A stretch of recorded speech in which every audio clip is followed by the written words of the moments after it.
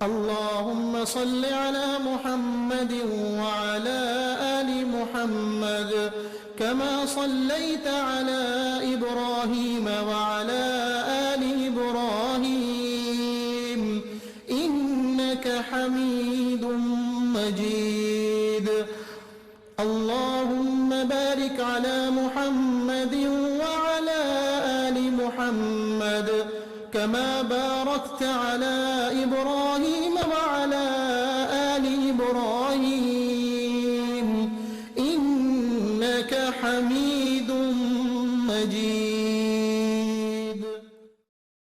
بسم اللہ الرحمن الرحیم۔ السلام علیکم، میرے چینل پر آپ سب کو بہت خوش آمدید۔ پیارے ناظرین، آج میں آپ کے لیے جمعہ مبارک کا ایک بہت ہی بڑا زبردست اور خاص وظیفہ لے کر حاضر ہوئی ہوں۔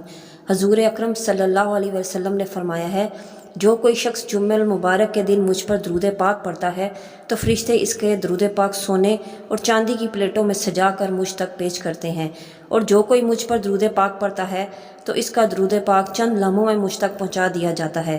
اس کے ساتھ اس شخص کے 4 درجات بلند ہوتے ہیں، اس کے 10 گناہ معاف ہو جاتے ہیں، اور اس کے حصے میں 4 نیکیاں لکھ دی جاتی ہیں۔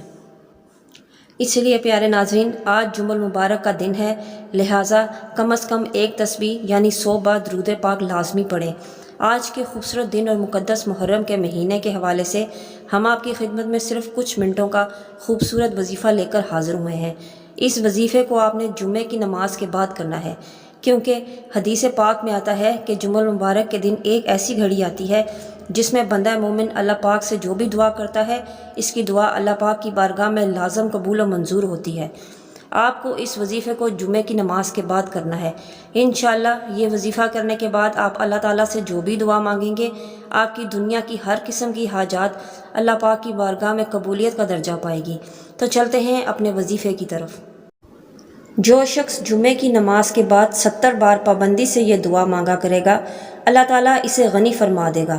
دعا یہ ہے، اللہم یا غنی یا حمید یا مبدی یا معید یا فعال لما یرید یا رحیم یا ودود اکفینی بحلالک عن حرامک و بطاعتک عن معصیتک و بفضلک عمن سواک۔ اول اور آخر 21 مرتبہ درود پاک لازمی پڑھیں۔ اس کے بعد آپ نے وظیفہ مکمل کرنے کے بعد آپ نے سچے دل سے اللہ پاک کے حضور دعا مانگنی ہے۔ آپ کی جو بھی حاجات ہیں، مشکلات ہیں، ان سے آپ کو نجات ملے گی، گھر سے نحوست کا خاتمہ ہوگا، رزق میں فراوانی ہوگی۔ ہر جمعے کو پڑھنا معمول بنا لیں۔